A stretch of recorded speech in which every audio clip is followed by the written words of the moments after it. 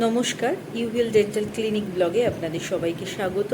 আমি doctor Prateeti Dutta, periodontist and oral implantologist. আজকে আবার একটা নতুন ভিডিও নিয়ে চলেছি। আমরা গত কয়েক সপ্তাহ ধরে কথা বলছি আমাদের বিভিন্ন হরমোনাল স্টেজে কিভাবে আমরা দাঁতের যত্ন নেব। আমরা কথা বলেছি আমাদের বয়ঃসন্ধিকালে অর্থাৎ পিউবার্টির সময় আমরা কিভাবে দাঁতের যত্ন নেব।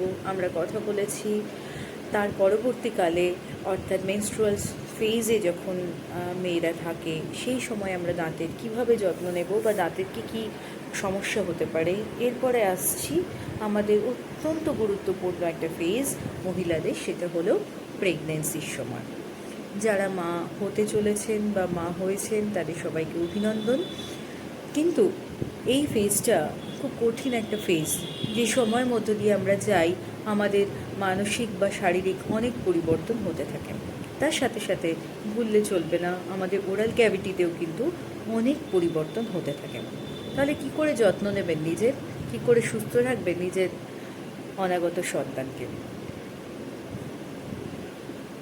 তাহলে প্রথম যে সমস্যাটা দেখা দিতে পারে প্রেগনেন্সির সময়, সেটা হলো প্রেগনেন্সি ইনডিউসড জিঞ্জাইভাইটিস বা প্রেগনেন্সি রিলেটেড জিঞ্জাইভাইটিস। জিঞ্জাইভাইটিস মানে আমি আগেও বলেছি জিঞ্জাইভার ইনফ্লামেশন, অর্থাৎ আমাদের গামের ইনফ্লামেশন। প্রেগনেন্সির সময় কিন্তু আমাদের হরমোন লেভেলটা নর্মাল লেভেলের থেকে অন্তত 30 গুণ বেড়ে যায়। তার ফলে কি হয়, আমাদের ভেতরে যে মাড়ির মধ্যে যে ব্লাড ফ্লোটা থাকে সেটা কিন্তু বেড়ে যায়।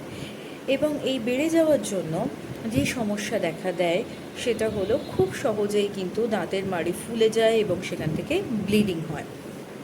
এর পরবর্তী যে সমস্যাটা দেখা যায়, যেটাকে আমরা বলি প্রেগনেন্সি টিউমার বা পায়োজেনিক গ্র্যানুলোমা।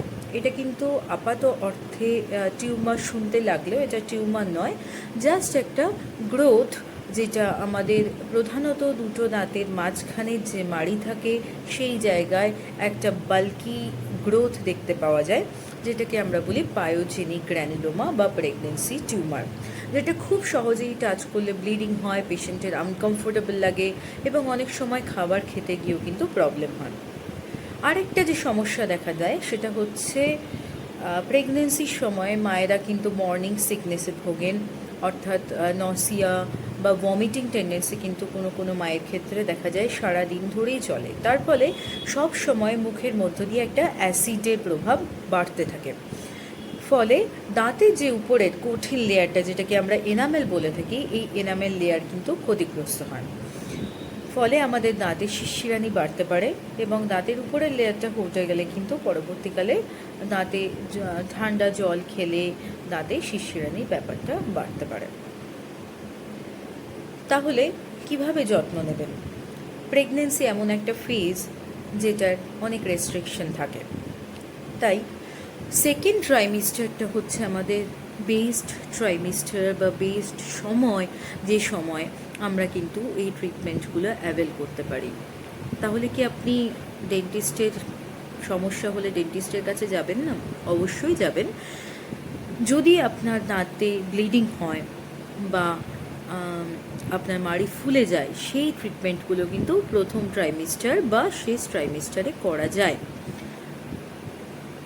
কিন্তু আপনি যদি পায়োজেনিক গ্র্যানুলোমা বা প্রেগনেন্সি টিউমার এইরকম সমস্যায় আক্রান্ত হন, তাহলে কিন্তু প্রথম ট্রাইমিস্টার বা থার্ড ট্রাইমিস্টার আপনার জন্য উপযুক্ত নয়। সেকেন্ড ট্রাইমিস্টারে কিন্তু ডেন্টাল ভিজিট করতে হবে এবং প্রয়োজনে সেইখানে প্রপার কশন নিয়ে সেই এরিয়া থেকে যে মাংসল পিণ্ডটা যেটা গ্রোথ হয়েছে সেটা কিন্তু এক্সারসাইজড করতে হবে বা বের করে দিতে হবে। এছাড়াও মায়েদের মধ্যে দেখা যায় যে মুখ শুকিয়ে যাচ্ছে, যেটাকে আমরা জেরস্টোমিয়া বলি। যদি আপনি প্রেগনেন্ট থাকেন তাহলে অবশ্যই কিন্তু আপনার ডেন্টিস্টকে সেটা ইনফর্ম করতে ভুলবেন না। তার কারণ প্রেগনেন্সির সময় ডেন্টাল ভিজিটের রেস্ট্রিকশন থাকে, তাই এক্সরে নেওয়ার সময় কিন্তু মায়েদের চিন্তা করতে হবে, তাতে ফিটাসের ক্ষতি হতে পারে। তাই একটা মিনিমাম রেডিয়েশনই এক্সপোজ করতে পারেন প্রেগনেন্ট মাদার। সেই জন্য আপনি প্রেগনেন্ট থাকলে অবশ্যই আপনার ডেন্টিস্টকে সেটা ইনফর্ম করতে হবে। তাছাড়াও বেশ কিছু ড্রাগস কিন্তু আমরা এই সময় বারণ করে থাকি। খুব কম ড্রাগসই হয় যেটা কিন্তু মাদার এই সময় কনজিউম করতে পারে। সেই কারণে ইনফরমেশনটা কিন্তু ভীষণভাবে দরকার। তার উপরে দরকার নিজেকে সুস্থ রাখা, আপনার যে সন্তান আসছে তাকে সুস্থ রাখা। তাই অ্যাওয়ার থাকুন, ভালো থাকুন, সুস্থ থাকুন, এইটুকুই কামনা করি। Because your smile is our priority. From Uheal dental clinic, Malda.